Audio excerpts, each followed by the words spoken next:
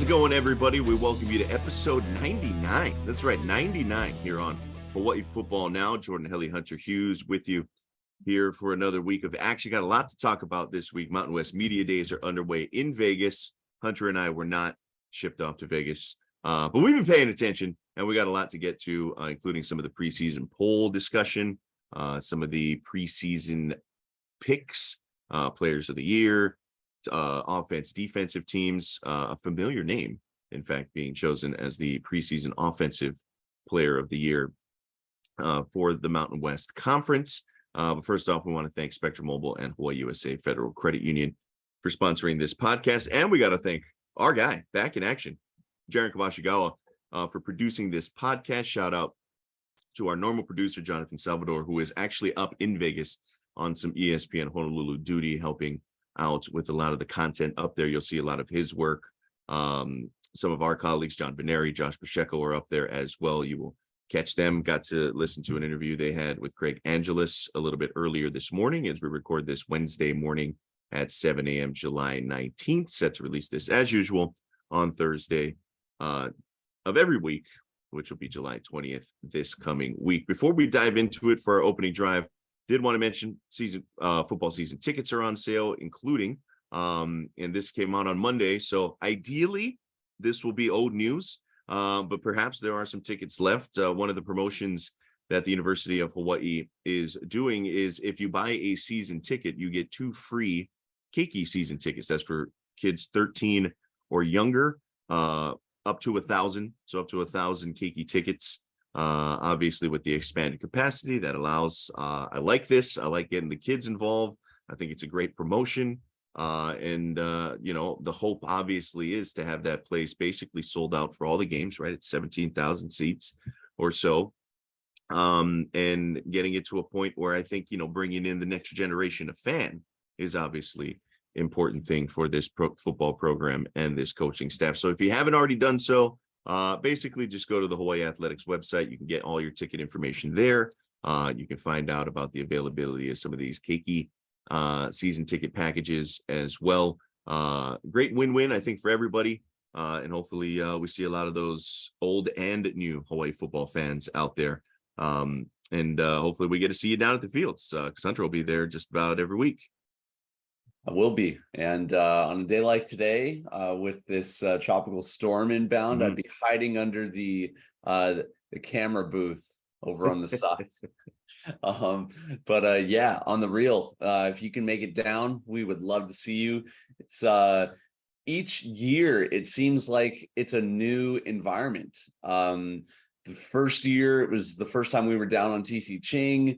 Didn't really know what to expect. We were just kind of breaking out of COVID around that time. And then year 2 comes in and more expansion to some of the stands at that point, and brought in some vendors and some food trucks right down on the track. And now I believe we're in year 3 now of being down at TC Ching Athletic Complex with it looks like a proper stadium now, Jordan, with a full wraparound bleacher setup on the Mackay East and West end zones. And yeah, if we can get that place rocking, it's going to be a lot of fun. I'm with you. I think it'll make for a great atmosphere in terms of, the intimacy of it all. I think I said 17,000. Eventually they want to get there. What is this season? I think it's like 15.3, right? Is the number for this season as they continuously kind of work on that. We saw some video of the video board up and running, operational. So apparently they got the electrical figured out. So that's a great sign as well. That'll improve the game day experience. So again, go ahead, check that out. Again, basically just go to the Hawaii Athletics website and they got all the information for you there. All right, a lot to get to in our game time portion of this podcast. But first, I want to remind you that Hawaii Football Now is brought to you by HawaiiUSA Federal Credit Union. As Hawaii's largest credit union, they are committed to serving individuals and businesses through its 14 branch locations statewide and convenient digital banking services. As a leader in providing support for the islands, HawaiiUSA is committed to strengthening Hawaii's financial wellness and sharing successes with members, local businesses, and the greater community. Visit HawaiiUSAFCU.com. All right, game time here on episode 99. One away from the big century mark for us. 99 straight weeks here on the pod. Jordan and Hunter with you. And Hunter, Mountain West Media Days gives us a great opportunity to dive into some of the preseason selections. We had kind of put this in the queue over the last month or so, leading up to trying to basically go through the exercise, right? Pick how many wins and losses we maybe see on the University of Hawaii schedule, how that maybe compares to some of the other preseason prognosticators out there from some of the big publications on down. Over at Circa in Las Vegas is where they're holding the media days, preseason poll, and all Mountain West preseason teams released early this morning. For us, they were already out by the time I woke up, a little before 6 o'clock this morning. Hawaii picked to finish 10th in the preseason poll. Again, this is a media poll for the Mountain West. It's the official Mountain West Conference preseason selections. And they are officially picked to finish 10th. In the poll, we'll get into maybe a little bit more of the breakdown there. For reference, like Field Steel had Hawaii tied for 11th, basically tied for last place. So this isn't a huge surprise. The one Hawaii selection amongst the preseason all conference teams, corner Cam Stone, obviously the Wyoming transfer, making the all Mountain West defensive team. Just one team released. They didn't go first team, second team, or anything like that.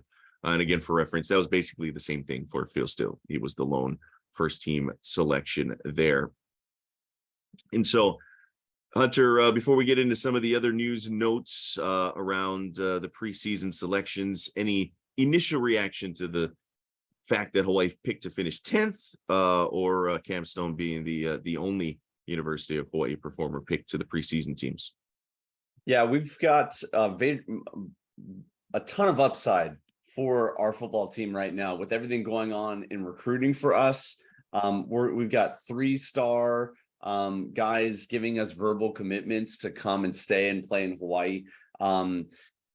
That is still yet to be seen. We're not quite there on where our team immediately is right now. And so I still think we're about one season away from seeing a little bit more respect, if you will, on preseason polls for the talent of the rosters that are incumbent, but we're not quite there yet. And so although I don't have our schedule finishing, around 10th or 11th in the Mountain West, I can see the fairness. A lot of these guys base their preseason poll off of what happened last year. And let's not forget, Hawaii only won 3 games last year. So with that in mind, a lot of people outside of this podcast are not Hawaii homers, Jordan. And so people will keep it realistic as if it's their job, because it is. And so as much as that's a bummer, whatever. And I know our team, the guys, just put that on their shoulder as, hey, let's go out there and prove them wrong. So that's kind of where I'm at. There's a lot of time still in front of us, and it's going to take time for this recruiting wheel to really start to translate into wins on our schedule. Yeah, I think it's fair. Like, look, Hawaii had the second worst record in the conference last year. They were 2-6. Right. And this is based on finish within conference, right? This doesn't take into account non-conference games or anything like that. And obviously it's a little different this year, first year that the Mountain West has gone away from divisions since they went up to 12 teams. And so, it's an unbalanced schedule in that sense. But for a team that has a lot of unknowns, and as you pointed out, Hunter, the preseason polls are all about familiarity. They're all about known commodities. And so you look at the preseason poll, you look at the preseason, all-star selections, if you will. A lot of these are dudes that have already made a name for themselves, or teams that have finished well last year or historically have finished well. And on the bottom half of the conference in the preseason poll, it's teams that did the opposite. And so Yeah, there's no surprise here. And for the University of Hawaii, they replaced a lot on the offensive line. It was a receiving core that didn't put up great numbers last year, but I think should be healthier and better this year. You lose your leading rusher on offense in Dedrick Parson, right? Defensively, against the run, Hawaii was pretty terrible. Like, it wasn't good. It got better as the season went on, and we well chronicled that right here on the podcast last year. But if you just look at the raw numbers, like, it's not very good.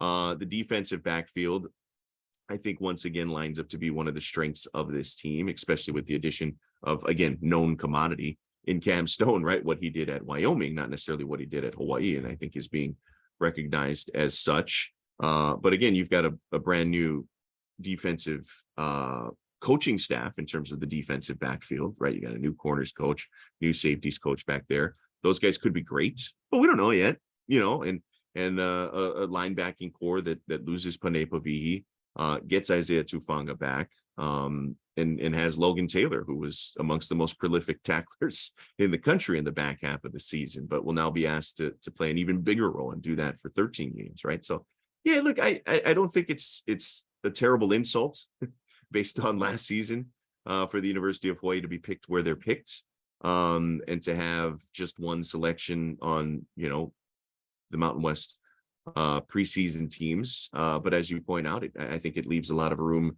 for growth. Just kind of going through the numbers, Boise State is the selection at the top of the preseason poll. They got 28 of the 37 first place votes. Air Force picked to finish second, Fresno third, San Diego State fourth, San Jose State fifth, Wyoming sixth, and then the bottom half, Colorado State 7, Utah State 8, UNLV 9, Hawaii, as we mentioned, 10, Nevada at 11, and New Mexico, who went 0-8 in conference last year, picked to finish 12th. Interestingly enough, Boise, we mentioned 28 of the first place votes. Air Force got 2, Fresno got 5, San Diego State got 1, and UNLV got 1, even though they finished 9th in the poll. Not sure if somebody's just really confident in Barry Odom and the new staff there. I do think UNLV is going to be a lot better. I think what the previous coaching staff had done was improve the talent of that team. And I think what they've got coming in, including Brendan Marion, remember, as the offensive coordinator, former University of Hawaii assistant coach there. Preseason players of the year, you've got Jack Browning, kicker for San Diego State, as the preseason special teams player of the year. On the defensive side, you've got Easton Gibbs, linebacker for Wyoming, where I think they just grow middle linebackers on trees in Laramie, because they just got dudes that can tackle ball carriers. Easton Gibbs, a preseason defensive player. And we mentioned a familiar name, Chevin Cordero is the preseason offensive player of the year, which, stoked for him. I think it's well deserving, obviously, with the likes of Jake Hainer and some of these other, longtime stalwarts in the conference moving on. I think, Chevin, who's been around for a while and has had some really good years, including there up at San Jose State, very deserving, and but also a little sore spot for Hawaii fans, right? It's like, damn, that guy used to play for Hawaii, but now going into, what is this now, his third year, second year up at San Jose State. On the same note, Darius Muasau named to the first team All Pac-12 preseason. Saw that. Again, another guy that would still be rocking the green and the white for us. So, man, we would have had a squad coming into those guys' senior year this season. But hey, the past is the past. We're moving forward. But we're definitely happy for him. Just hope he doesn't have one of those crazy all-time games whenever he comes back home in October. Yeah, October 28th, right? Saturday, October 28th, San Jose State coming to town. And we'll go through the schedule here in just a second. One other big note out of the early portion of media days this morning up in Vegas. And the commissioner also confirming this of the conference, but reports were, Pete Thamel's the one I saw, that the Mountain West and San Diego State have gotten back together. They're going steady, but basically saying that San Diego State was informed by the Mountain West that they're a member in good standing with the conference. That includes releasing the $6.6 million disbursement that all the other schools got at the start of the new fiscal year, that had been withheld from San Diego State, right? We talked about this a couple of podcasts ago. The conference was withholding that money, used it as the first installment of an exit fee. But apparently everybody has gotten on the same page. The Mountain West is good. You've got the San Diego State athletic director, I guess, coming to an agreement, and everything will be all fine and dandy there. San Diego State apparently will be charged a small fee for the Mountain West's legal services. So as of now, the drama is put to bed. Kind of interesting. Shout out to our guy Jonathan up there, filling us in on some of the press conference details, and Craig Angelis kind of talked about this as well with his interview on the morning show for us on the Sports Animals. That they didn't really say much. They just said that San Diego State's back. It's all good. We're not saying anything else. So kind of interesting there. Not a whole lot of elaboration on the drama that went on behind the scenes. But as of now, San Diego State at home in the Mountain West, and apparently nothing to see here. Yeah, Gloria Navarra is basically pulling a Marshawn Lynch, saying, "I'm just here so I won't get fined."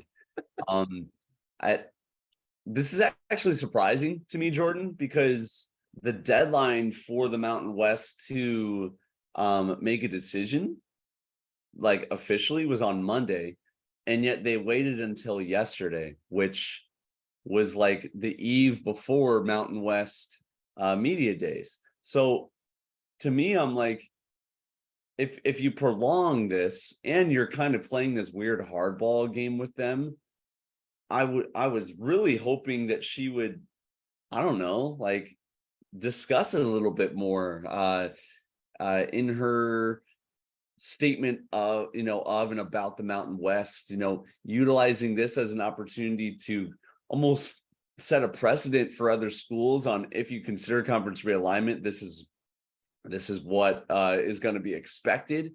But no, they're kind of already just moving on, letting bygones be bygones. And honestly, a conference that doesn't really ever have much drama, this was our chance to kind of lick our chops a little bit and be like, hey, what do you got to say right here? But she's not swinging at that pitch, Jordan.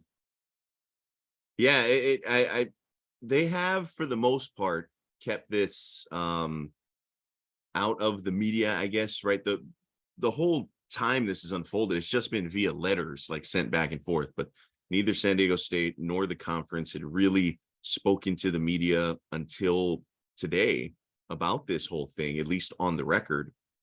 And so, I guess from that standpoint, they've kind of kept the dirty laundry in-house. But at the end of the day, they're not gonna disclose anything, at least not yet. Now, if San Diego State leaves the conference, which I think everybody assumes eventually in some form or fashion will probably happen, then maybe we'll get a little bit of the dirt. But as of right now, they're playing nice, and San Diego State back in the fold, full time, in good standing for the foreseeable future. We'll see how long that future lasts with that. All right, so Hawaii picked to finish bottom third, bottom 25% of the conference, basically wherever you look. I don't think a terrible insult there. More motivation at the end of the day, because these preseason polls and selections mean absolutely nothing when it comes down to it. But it's great because it gives, podcasts like us a lot of banter to talk about. All right, let's get into it, Hunter. Let's go through the exercise. We'll see how far we get. Maybe we'll take a break in the middle here. As you look at this University of Hawaii squad, how we see each of the 13 games playing out. I guess I think we can start here. The Vegas win total for the University of Hawaii is 3.5. Pretty low for a 13 game schedule. So if you think they're gonna win 4 more games, go ahead, bet that over. If you've got some friends up in Vegas, maybe for Mountain West Media Days, not necessarily media friends, but just friends who are in town.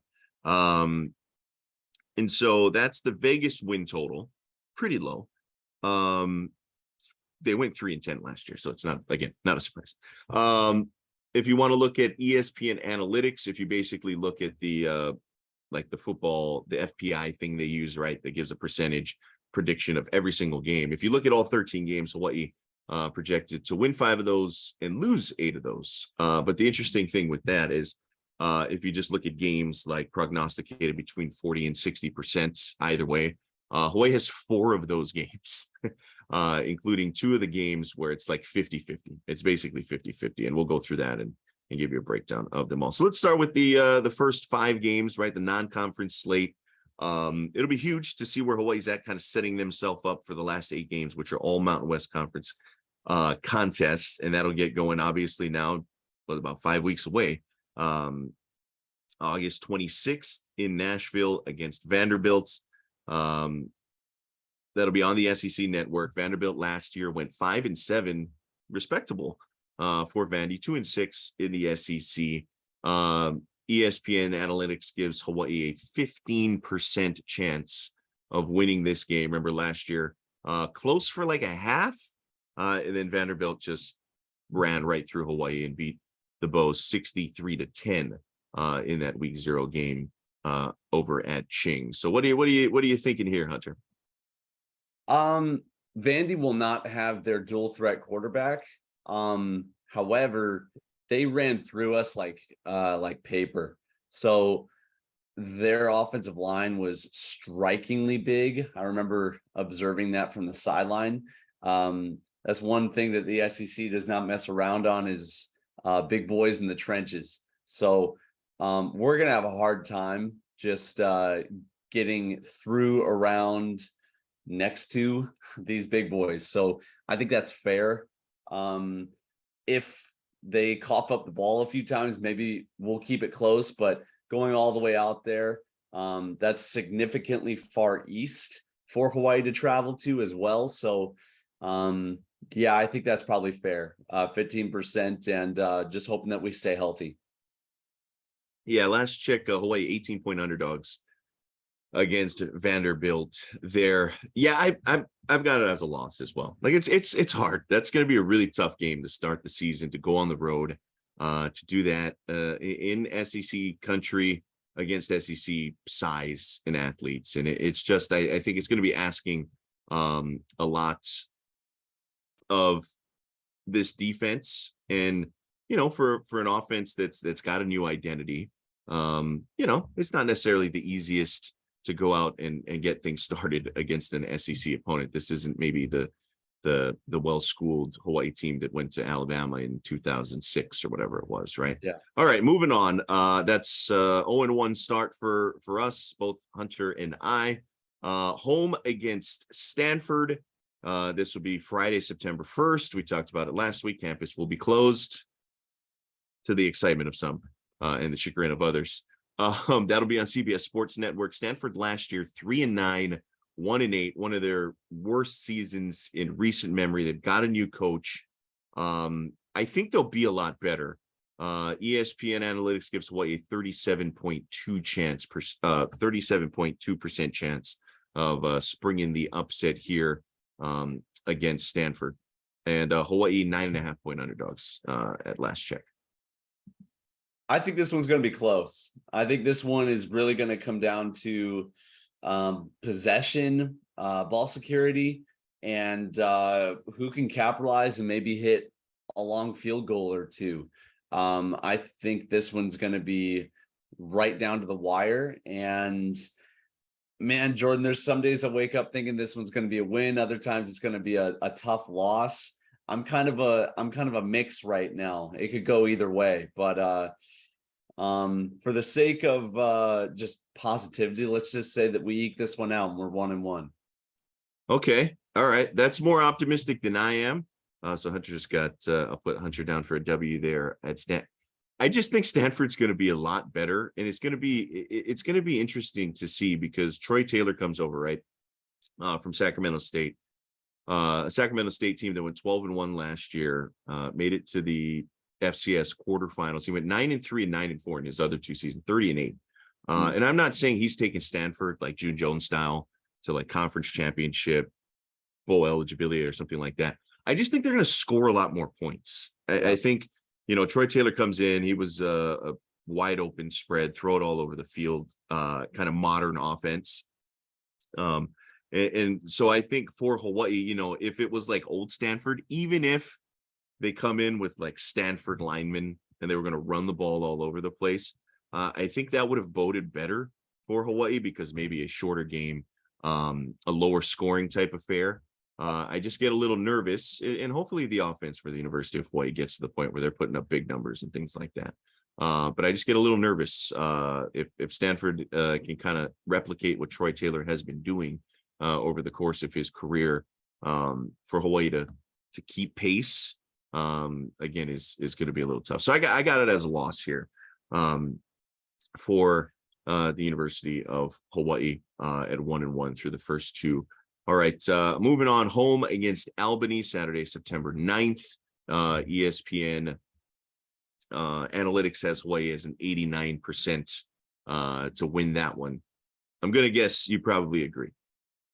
That's a dub. That's a dub for us. I think it's conservative that we're gonna win this one, and we're gonna win New Mexico State in our non-conference matchups. But we absolutely need this one if we want to get anything done in the postseason.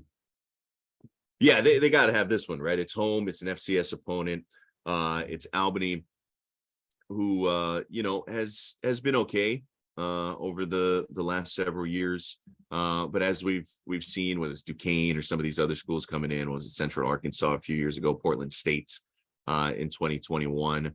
Hawaii has done well against the FCS competition. And as you point out, like, if there's any chance of getting to 7 wins or maybe 6, right? 6 could be the way to go. Hawaii's got to win this one, right? And especially after coming off of 2 games against Vanderbilt and Stanford, 2 teams that may be pretty physical, that might work out well, right?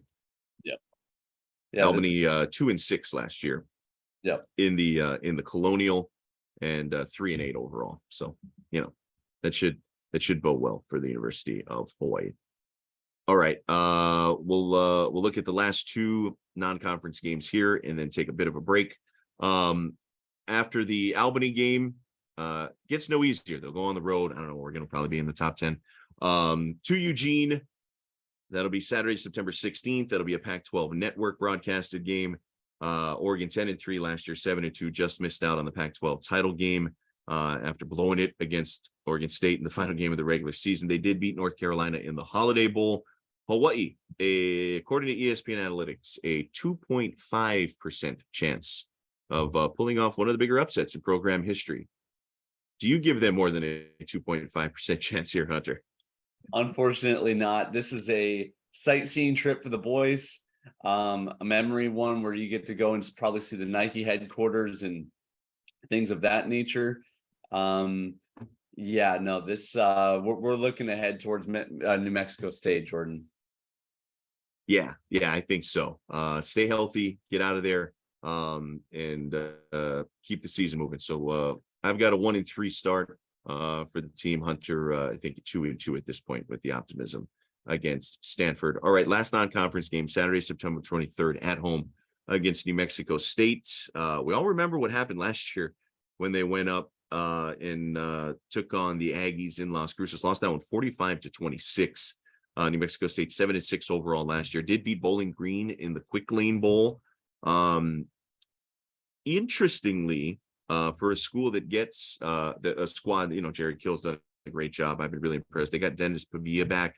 They're very athletic dual threat quarterback who started, I think, like roughly half the games last season. ESPN Analytics has Hawaii as an 80.8% to win the game, like a pretty heavy favorite here. I am a little more cautious, but what say you, Hunter? Yeah, I looked at some of these FPIs, and we'll get into some of them later. They have us with only a 7% chance of beating Colorado State, and Colorado State was horrible last year. Yeah, these are kind of interesting when you break it down. Yeah, just looking at the FPI numbers, but yeah, 80% I think is a bit high, especially with how well New Mexico State ran the ball on us last year. We have definitely beefed up our D line to kind of help with that, but they are not the walk in the park New Mexico State that they once were. So this is probably going to be a little tough. I do still have it as a win for us, but it's going to be close. And so I think that FPI is probably closer to maybe a 55 or a 60, with us eking it out with maybe a 3 to a 10-point win, something like that. Yeah, I got it down as a win as well. But a toss up. I think New Mexico State is still somehow underappreciated, even after what they did last year. I think, if they're once again coming out and running the football the way they did last year, that was the weakness of this Hawaii defense. And the hope is that they are much better, with a lot of the added beef up front via the transfer portal, guys like Kualpe Hopa. And we'll know a lot, I think, about that run defense by the time they get to week 5, or the 5th game of the season with this group. So I don't think this will be some sort of cakewalk. And I think it's a New Mexico State team, an interesting New Mexico State team, because remember, they joined Conference USA this season, so they are no longer an FBS independent. All right, so I've got Hawaii at like 2-3 in the non-conference. Hunter's got them at 3-2. Not a huge difference there, but maybe indeed it will be if it comes down to bowl eligibility. And we will get into Mountain West Conference play. We'll take our halftime break here. We've been at it for a bit. So we'll take our halftime break, come back, and dive into the Mountain West portion of the schedule for this 2023 Hawaii football season. We'll be back. This is Hawaii Football Now from ESPN Honolulu. All right, second halftime here on episode 99. Jordan Helly, Hunter Hughes back with you. Our guy Jaron on the controls, going through each game, picking it out. We went through the first 5 in the first half. We'll go through the final 8 as we get into Mountain West Conference play. They open Mountain West Conference competition at UNLV a little bit earlier in the calendar, usually, than a Hawaii trip to Sin City. That'll be Saturday, September 30th. UNLV last year 5-7, 3-5 in conference. A team that has kind of steadily been getting better. They got a coaching staff change. UH beating the Rebels last year in Manoa 31-25, arguably maybe their best game of the season, at least offensively. ESPN football, ESPN Analytics actually has UNLV as a fairly heavy favorite here to give Hawaii a 31.4% chance of winning in Vegas for the Ninth Island Trophy, the wooden pineapple. What do you think here, Hunter? I think UNLV is going to be better. I think Hawaii is going to be better too in a road game here for the Bows. It's always tough for us playing on the road, regardless of who we're playing. Brumfield, I think, is going to be a sneaker alternate for potentially even Mountain West Offensive Player of the Year. He's one of the best dual threat guys out there. There is a lot of upside on this UNLV team. I'm worried about this game. It's going to be tricky for us. I still feel like we're gonna go and beat them, especially since I'm on the travel team that week. So they have that going for them, obviously. Yeah, man, this is going to be tough. I have this UNLV game as one of our conference games that we need to win. So that's a win in my book. It's going to be tricky. Yeah, I think we're in agreement in terms of the caliber of UNLV. I think they're another team that has the potential to score a lot of points. We talked about the coaching change over at Stanford, coaching change here at UNLV. I'm pretty high on Brennan Marion. I think, the diehard Hawaii fans will be pretty familiar with him. I don't know how many folks really got to get acquainted with him because he was only here for 1 year. It was the COVID year, so nobody really got to see him play in person. And he was the wide receivers coach, but at William and Mary had put up a ton of points as the offensive coordinator, and gets a chance to call the plays once again in an offense that is designed to kind of create easy opportunities. And when you pair that with Brumfield, I'm with you. I think he's got the quarterback to make that happen. So I've actually got it as a loss for Hawaii, but it's another one that I have as a toss up, sort of in parentheses there. As you point out, it'll be a pro Hawaii crowd, but it'll still be a road trip for the squad, and a UNLV team that was this close to getting a bowl eligibility last year, and I think has a coaching staff that can take them to the next level. So I got that as a Hawaii loss, but a toss up, a really true toss up. You want to talk about true toss ups? Hawaii, after a bye week in the first week of October 14th, we'll be back at it, back at home, and back on national television to take on San Diego State. The Aztecs last year 7-6, 5-3 in Mountain West Conference play. Actually took a trip out to Hawaii last year, lost the Hawaii Bowl to Middle Tennessee right there at Ching. That'll be a 5 p.m. Hawaii kick, so an hour earlier than usual because of the CBS Sports Network broadcast. Last year, Hawaii losing at Snapdragon Stadium 16-14, right? That was one of those, about 3 games last year where it was like, man, Hawaii had them right on the ropes. ESPN Analytics has Hawaii as about as slight a underdog as you could possibly imagine, 49.8% chance of victory against the Aztecs. So, I mean, I get that is basically splitting it down the middle, 50-50. I like the fact that Hawaii gets them off of a bye. I like the fact that they get San Diego State at home, and a San Diego State team that Hawaii, even over the years, has played relatively tough. There were a couple stinkers. If you think back to, what was it, the 2019, 2018 team maybe, that went up there and kind of got shellacked. But they, over the last several years, Hawaii has played them very tough, including last season up in San Diego. So yeah, this according to ESPN Analytics is like as true a coin toss as you could possibly get. Yeah. I don't know where ESPN gets these FPI numbers from. This one was the other one that kind of shocked me, that they literally, it's as close to a coin toss as you can get, 49.8%. San Diego State's always kind of had our number. I don't know what it is. Coach Long, for the longest time, that's ironic, but he just conducted them in a very professional, very calm, cool, and collected sort of coaching style, and they operated on that sort of operating system. And so as much as I think that we have done well against them recently, I've got San Diego State taking this one. Again, all of this I'm probably going to, rethink once I see what our run and shoot offense looks like in this new era. We really have no idea. We have no idea what our offense is even going to look like. We haven't seen much of it, honestly. We saw a little bit in the spring, but the guys were still even drilling footwork in the spring. And so we've talked about it at length. In fall camp, they've still got a tremendous amount of work in front of them to kind of establish themselves as an offense. And so I've got this down as a loss, but really, who knows what could happen in this game? Yeah, it's funny that you pointed that out, because Hawaii's played them pretty tough, but overall that San Diego State's won the vast majority of those, right?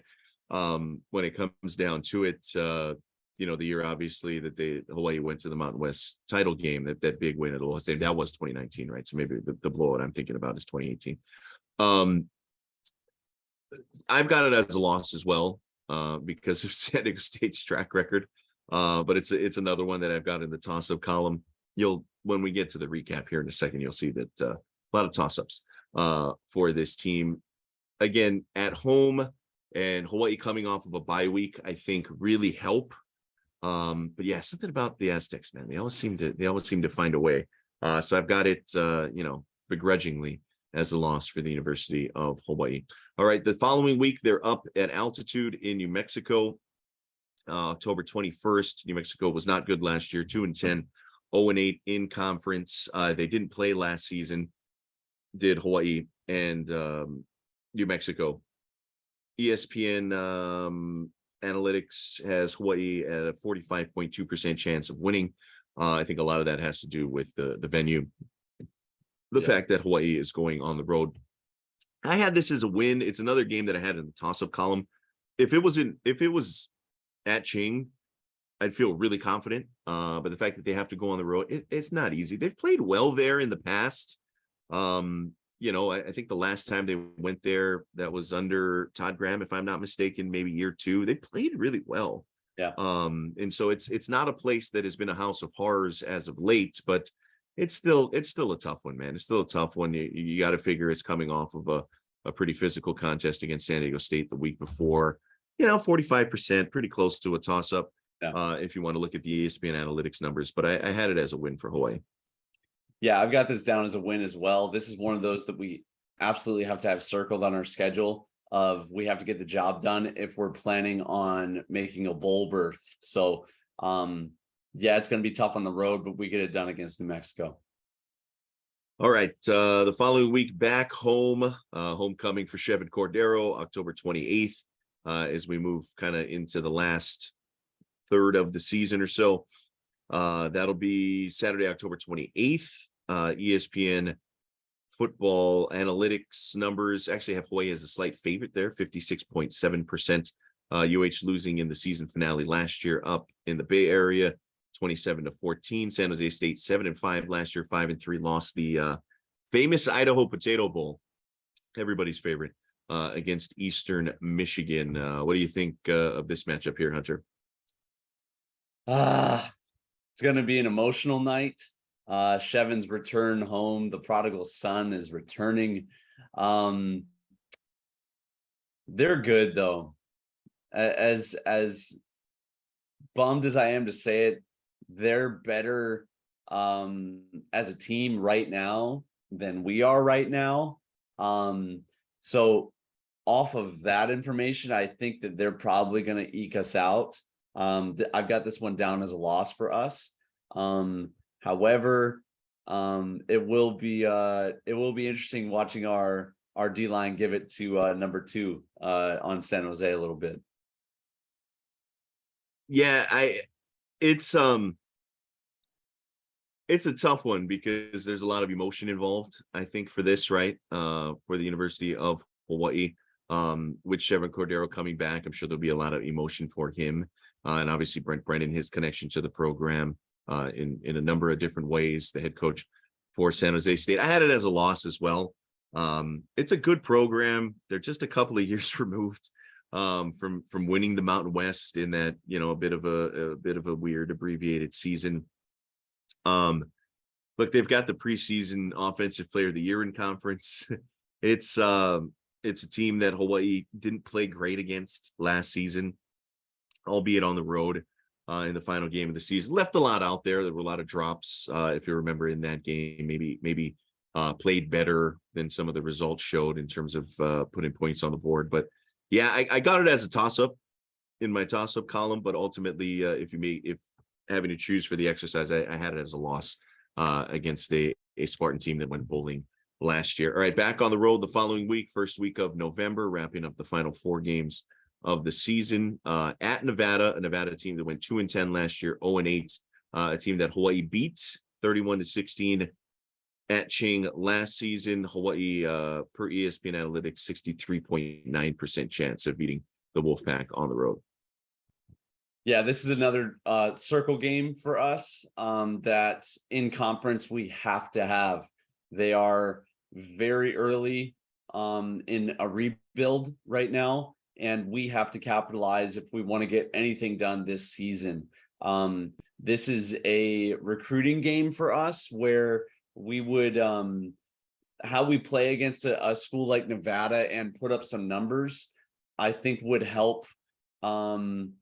It would bode well for us in recruiting as well. So I've definitely got this as a W for us, Jordan. Same. I think, for UH going up to Nevada, they were in a similar spot to us last year. New coaching staff, ton of transfers. I think for Hawaii, they have done a little bit better job of replenishing the tank. I think they've got a bit of an identity. They've done okay going up to Reno in years past and playing there. I'm not sure what the game time will be.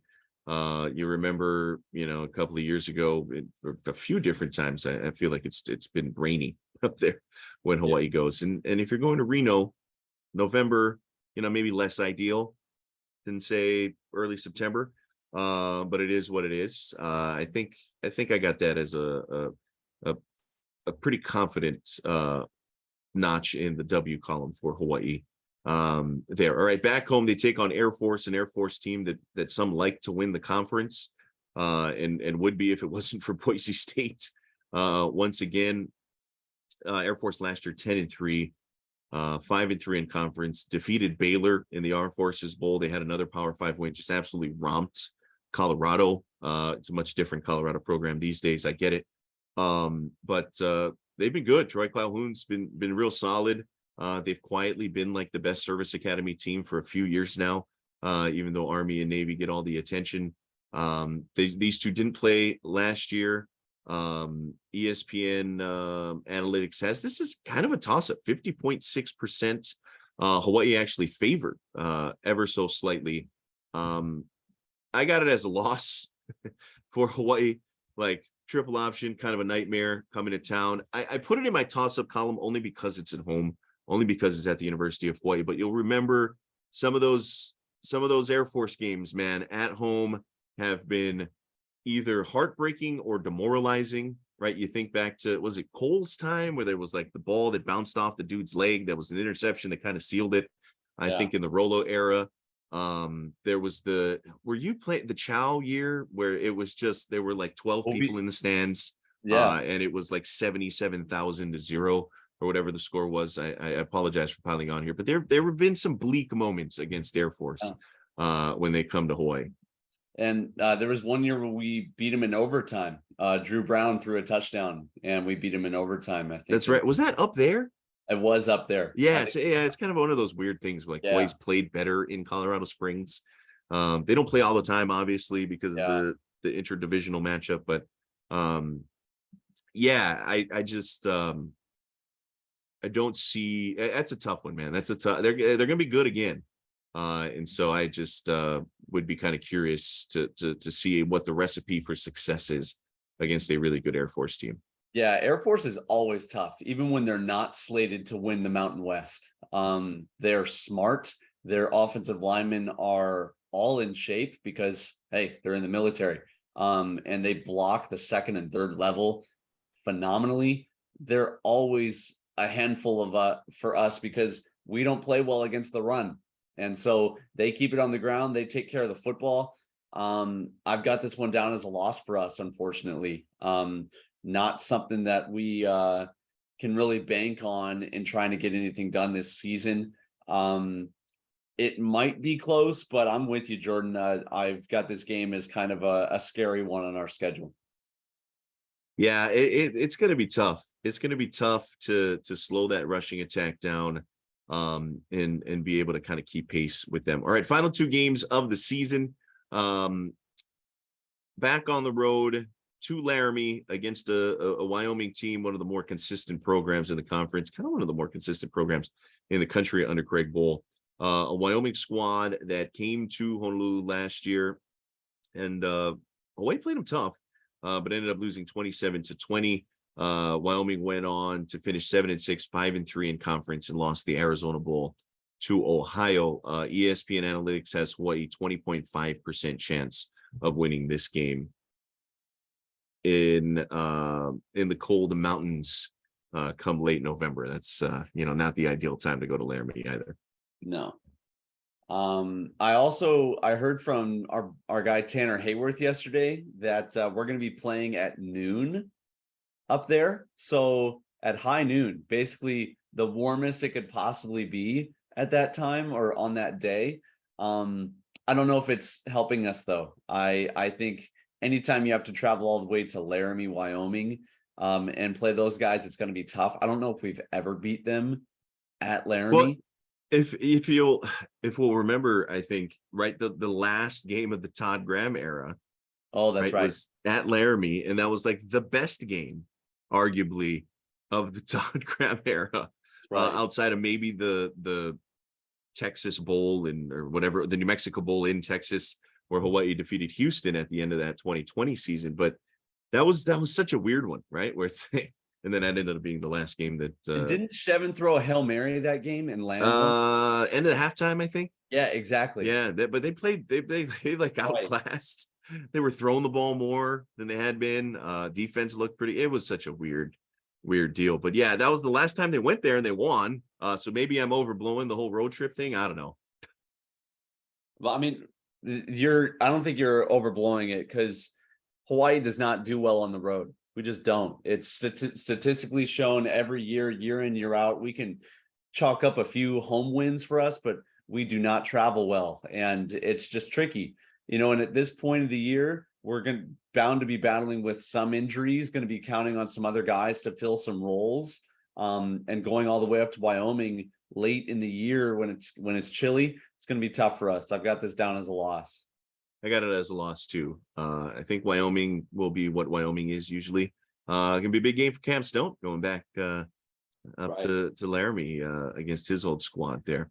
All right, final game of the season, final home game. It'll be Thanksgiving weekend, November 25th. Colorado State coming to town. Colorado State 3-9 last year, 3-5 in conference. You remember that close one, but kind of an ugly game, real ugly. Hawaii twice stopped on like 4th and goal, I believe it was. They lost to the Rams 17-13. A lot of connections with the program. Jay Norvell, obviously, former mentor of Timmy Chang. Well, I guess maybe not former mentor, but former boss of Timmy Chang. I know those guys still have a great relationship. Timmy was at Colorado State for like a week before getting the Hawaii job. But Colorado State's got to come here. I think I wrote down in the notes a little typo for you there, Hunter, but ESPN Analytics, Hawaii is 71.2% There we go. favorites Right. in this one. I believe I left out a digit there for you. But yeah, Hawaii, a heavy favorites preseason. Who knows what by the end of the season, what this game will look like. But I had one of these. I had this one circled as well as pretty confident W for the Bows. Yeah, Colorado State is not strong. This absolutely needs to be another circled win for us. And kind of with that win, that brings us to, give or take, the Stanford game for me. That's 6 or 7 wins right there for at least my season prediction. Yeah, I think you got them at 7-6, if I'm not mistaken, based off of this. I've got them at 5-8 is my prediction, which is basically what ESPN has them at. I think some of the other prognosticators, well, Phil Steele doesn't go game by game, but something similar. I think if you ask some folks, 4-9, 5-8 seems to be a pretty popular pick. I think a lot of people really like the over at 3.5 wins in this one. So we vary a little bit on a couple of games here, but I think both of those were toss-ups when we broke it down. Maybe outside of the Stanford one. It was kind of interesting because I went through this exercise. I wanted to do it kind of on my own before, got talking story with you, Hunter. And every year I do this and I kind of look at it, right? And it's not copping out or anything, but games that you feel pretty good they're going to win, games you feel pretty confident they're going to lose, and then the toss-ups. And I think you and I had very similar comments on a lot of these, maybe outside of the Stanford game. But basically the 3 wins that I had circled: Albany, Nevada, Colorado State. The 2 dicey parts about that, or the one dicey part about that is on the road at Nevada. I always get a little nervous about picking guaranteed wins for road trips for the University of Hawaii. I had 4 losses at Vandy, Stanford, at Oregon, and at Wyoming. I felt like, okay, those are pretty confident that it's going to be uphill sledding, no doubt. Would be great if they pull off an upset there. And then that's only half the game. 6 games I circled, I had like toss-ups. And so I really feel like those could go either way. New Mexico State, at UNLV, San Diego State, at New Mexico, I put as a toss-up, even though I have it as a win when we went through the exercise. San Jose State, and then I put Air Force in there. Maybe optimistically, I probably can bump them to the loss category if I want to go through that. But I mentioned this only because I really think like up to half of their games or so are going to be really hard to predict until we get into the season. Yeah. And that could go one of 2 ways, right? If they win half of those, all of a sudden I got them at like 6-7, maybe 7-6. But it's a team that I think, 3 wins is the floor. And then they've got a lot of games on the schedule that could go either way that'll make or break the season. And I think you took a slightly more optimistic approach to some of those games than I did, but you're really looking at 6 to 7 games on the schedule where, that'll be the difference between another bottom of the conference 3-10, 2-6 in conference year, or a team that's knocking on the door of maybe playing in a bowl game. And boy, that would be a massive difference in momentum going into the future, going into the offseason, going into the recruiting season, right? If they're playing a bowl game come Christmas, they moved the Hawaii Bowl, right? It's not Christmas Eve this year, but anyway, right around Christmas, that'll lead you right about the time of early signing day. You want to make sure all those local guys stay home, like Mahalo as well. That would be huge, I think, momentum wise, or a big difference than, hey, maybe, the team's limping to the finish line. It's like, hey guys, we still want you to come, right? Be a big difference. And I think it sets up, Hawaii has, it's there for them. It's there for them. If they could play good enough football, I think you can talk yourself into this team being close, if not bowling. Yeah, I think well, I agree with you, Jordan. We're one of those teams and in one of those conferences where there's a lot of games that can kind of flip flop either way.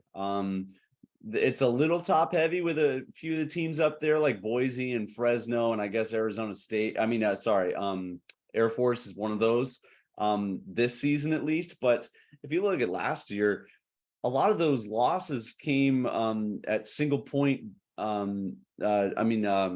digit deficits of losses. So we were very, very close on a lot of those losses. And if those turned in our favor, we're bowling last year in Timmy Chang's first season on a very poor Hawaii team. So I think it comes down to team leadership. I think it comes down to that team being together, which in my observation, they've done a fantastic job of creating that and retaining that with the guys that are still there in that locker room. And that's what's going to count down the stretch. So I'm very, very bullish, Jordan, that we can make it to a bowl game this year. And I'd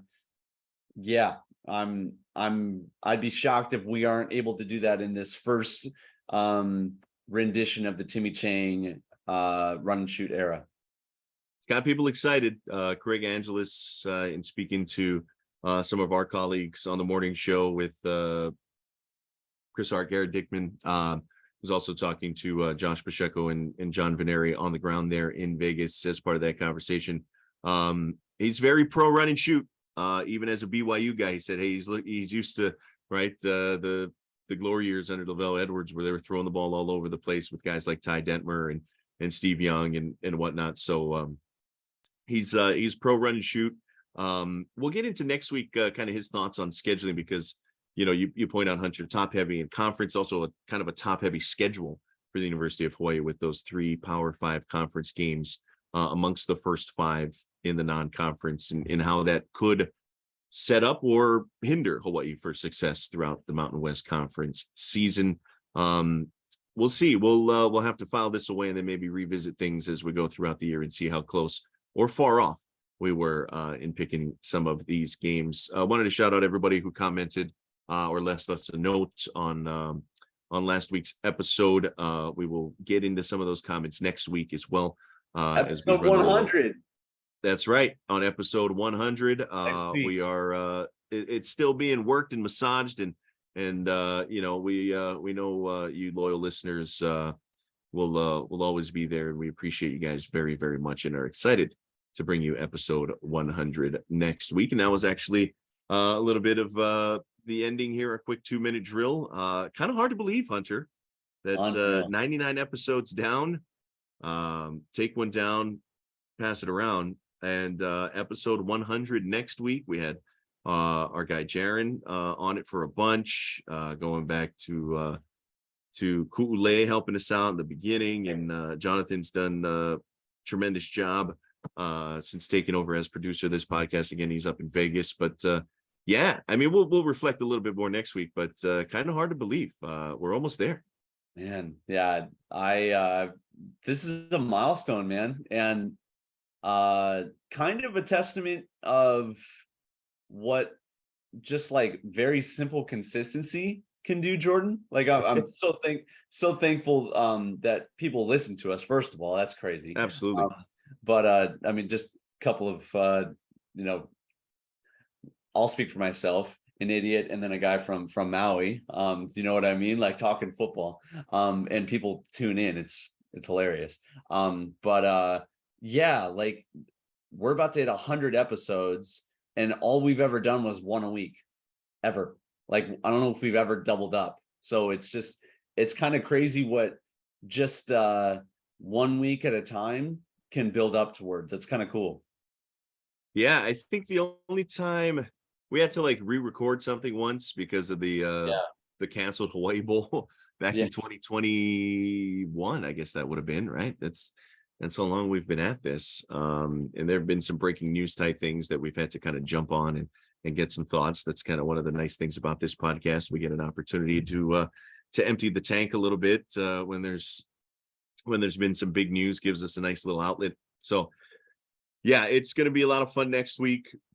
Got some things in the work for you guys on episode 100. Maybe we'll drag Jaron out of it as well and make him say something. We'll see. Him and Jonathan. We'll have them debate on a series of hot button topics. Just kidding, Jaron. No, just wanted to say thanks again to Spectrum Mobile, HawaiiUSA Federal Credit Union, who have been with us for the vast majority of the way, if not from the very beginning. Thanks as well to the listeners, and we will see you guys next week on episode 100 right here on Hawaii Football Now. You've been listening to Hawaii Football Now with Jordan Helly and Hunter Hughes, all from ESPN Honolulu.